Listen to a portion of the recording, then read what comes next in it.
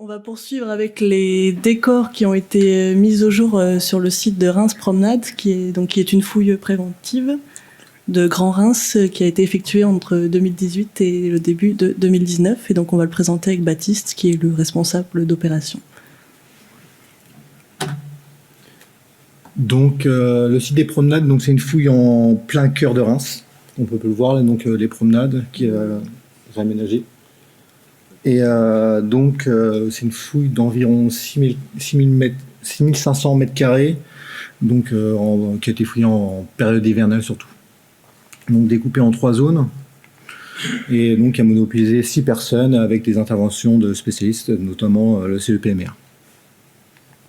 Donc c'est un contexte bien connu, donc qui commence dès le 19e. Ils ont découvert donc la mosaïque d'Ito des Gladiateurs. C'est une des plus grandes au nord de Rome, 80 mètres carrés.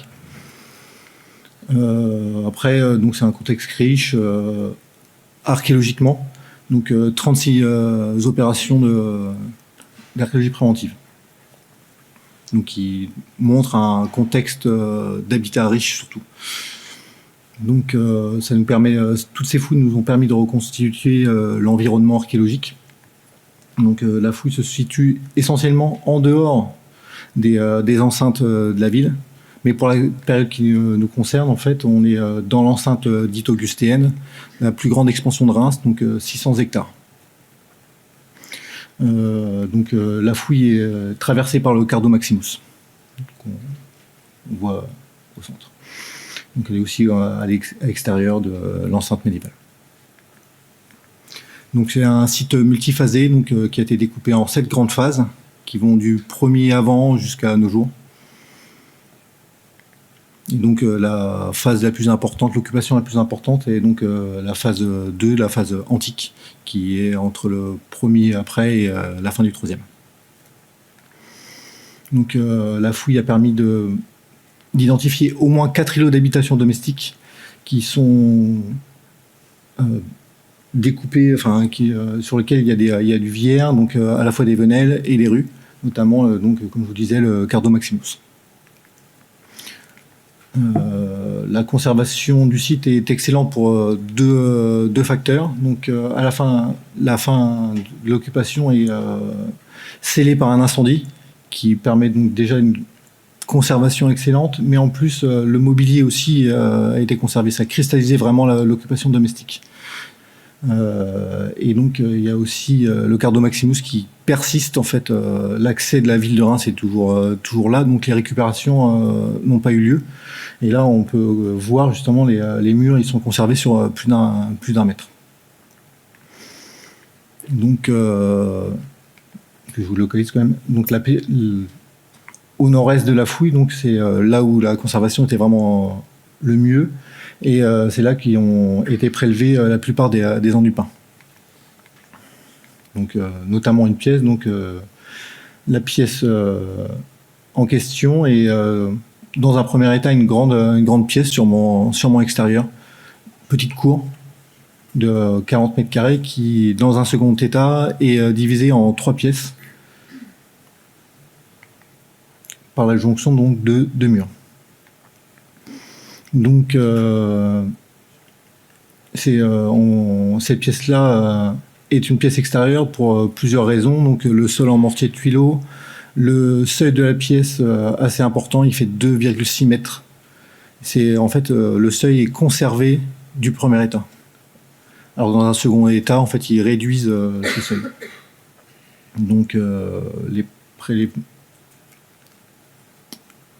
donc c'est ce mur-ci là en fait qui a été prélevé. Donc voilà. Okay. Merci. Donc pour ce mur, c'est Lucie et Sabine qui sont rendues sur place pour la dépose.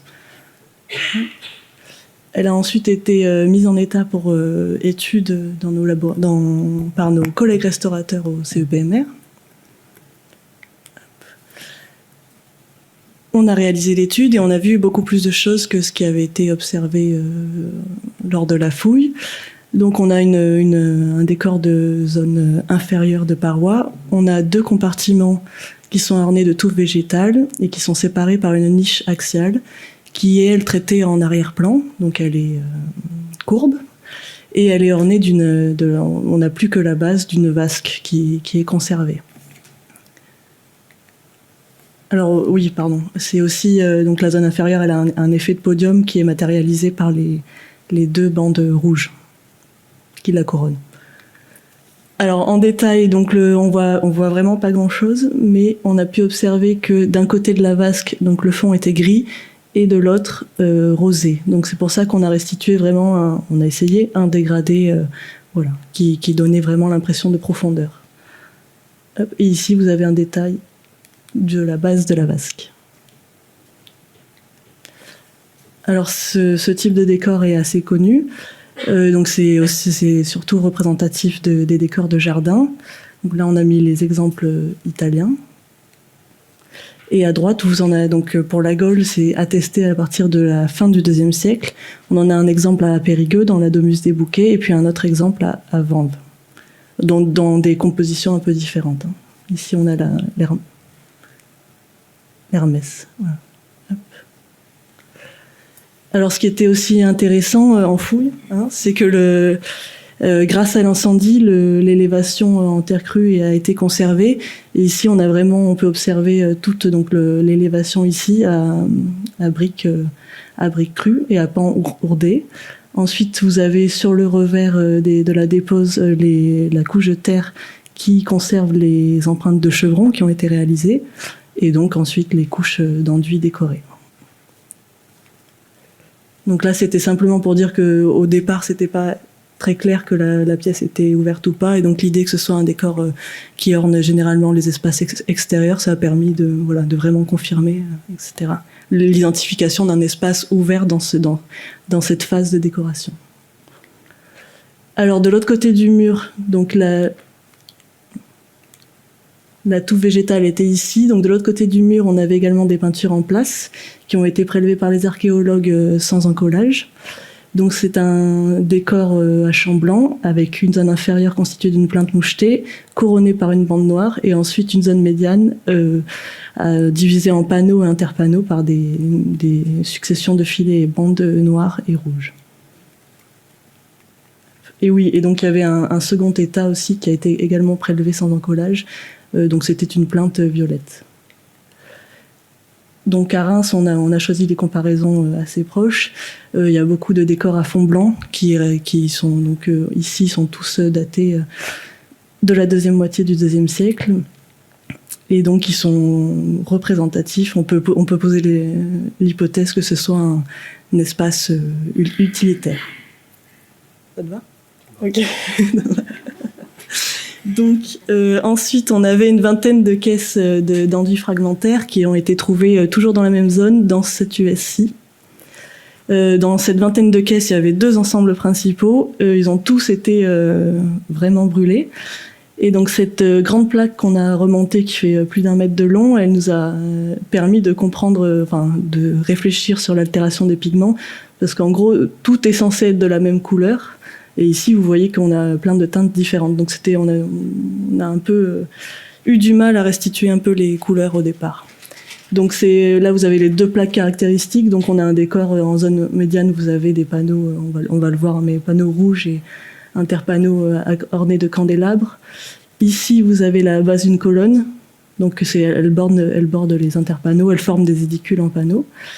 Et donc ça, c'est assez important. J'ai mis le relevé parce qu'on voit pas grand-chose, mais c'est l'angle, l'extrémité d'un podium de zone inférieure. Donc on va le voir en détail. Hop. Donc la restitution complète. Donc la zone inférieure compartimentée à effet de podium et aussi à effet de banquette, dans la forme de ces entablements. Ensuite la zone médiane, donc à champ noir, malgré le fait qu'on ne le voit plus trop, le noir. Des panneaux à édicules. Donc on a grisé le couronnement parce on l'a restitué simplement pour c'est une évocation, c'est pas, on connaît pas le couronnement des panneaux. Et donc d'autres fragments qui avaient des angles caractéristiques de l'embrasure d'une porte. Donc ça, c'est les détails des cannelures des colonnes en fait. Voilà, fallait un peu s'accrocher, mais Alors dans ce décor, il y avait une plaque qu'on n'a pas su replacer, donc à fond noir, et on distingue simplement la silhouette d'un personnage qui est allongé, accoudé, et donc on reconnaît ce type de représentation de divinité ou d'allégorie fluviale. Donc toujours dans le même remblai, un second décor qui a exactement les mêmes caractéristiques que celui qu'on vient de voir, avec un fragment qui n'était pas brûlé. Donc c'est vraiment, ça nous a permis aussi de voir les couleurs d'origine, et puis quelques fragments de candélabres conservés aussi. Pareil, donc la restitution, la zone inférieure à effet de compartimenté, à effet de podium, et toujours cet effet de banquette. Voilà. Et ici, les colonnes sont matérialisées par une bande verte avec une petite base rouge. Alors, en termes de comparaison, là, on a fait un zoom sur les zones inférieures parce qu'on a déjà le décor à Reims du crypto-portique de la rue Ponsardin qui montre cet même effet de banquette ici, et on le retrouve aussi à Reims. Donc pareil, pour Ponsardin, c'est le milieu du deuxième, daté entre le milieu du deuxième et le milieu du IIIe siècle, et puis à Bavé, époque sévérienne. Donc dans ce remblai et le remblai d'à côté, on avait également un petit ensemble de fragments très intéressants, mais on en avait eu très peu du coup. Et donc cette plaque-ci qui montre un personnage, donc on a l'échelle ici, mais un personnage au moins, qu'est-ce qu'on dit, demi-grandeur, hein, ou un peu plus grand. Donc potentiellement on a l'épaule du personnage avec une mèche de chevelure, et puis derrière lui son arme, etc. Des drapés violets avec un peu de carnation ici, et une chevelure. Voilà. Un détail de la carnation ici. Donc malgré le fait qu'on n'ait pas grand-chose, on a mis les mégalographies qu'on connaît à Reims, parce que voilà, c'est d'après l'échelle, etc., on peut envisager ce genre de décor. Alors, dans une autre zone, c'est là, donc c'était une pièce chauffée par Hippocos, c'est tout ? Ok, d'accord. Donc on avait également quelques fragments, donc pas grand-chose, mais des bandes bleues sur un champ rouge, et puis ce fragment au fond vert qui a été avec un brossage très apparent aussi. Hop. Alors en conclusion, donc j'ai remis un peu chaque décor qu'on a pu identifier, et donc l'idée c'est aussi d'insister sur les palettes de couleurs un peu originales qu'on a observées à Reims ces dernières études, avec voilà, c'est vraiment cette palette de tons un peu pastel qu'on retrouve aussi à Reims-Cabot, qui montre une espèce d'originalité locale. Et puis cette mode aussi qu'on a retrouvée donc à Bavé et sur l'autre site de Reims-Ponsardin, donc cet effet de banquette en zone inférieure. Et puis aussi c'était pour montrer la diversité donc peut-être des espaces, avec un décor qui orne un espace ouvert sur l'extérieur, un décor qui reflète plutôt une fonction utilitaire d'une pièce, et puis cette petite plaque qui montre un très très beau décor mégalographique. Et merci de votre attention.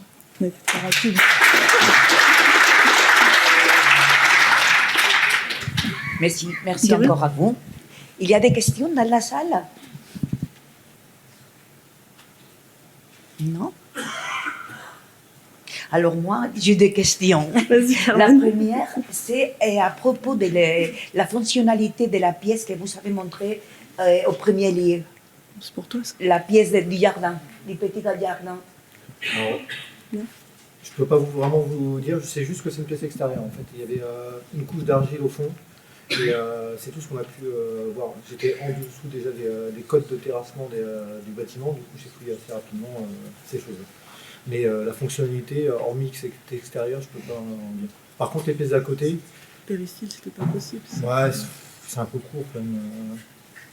Pour moi, c'est ouvert et les pièces d'à côté sont ouvertes. D'accord. Et puis une question en plus, c'est de savoir si vous avez prévu la réalisation d'analyses pétrologiques, c'est bien dit, pour savoir si cet atelier, on a l'impression d'avoir un atelier à Reims à propos Des à partir couleurs. des décors. Je me demande si sera pas possible de faire des analyses pétographiques pour savoir s'il y a l'utilisation des mêmes matériaux et de la même structure dans l'enduit. Ok. C'est une question pour Sabine, mais elle n'a pas écouté. Alors,